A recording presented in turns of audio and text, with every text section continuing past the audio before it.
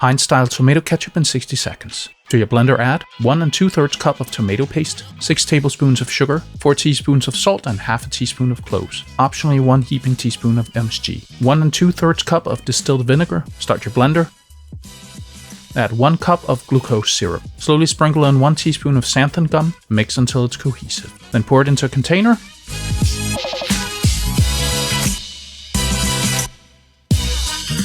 And put it in the fridge until you need it.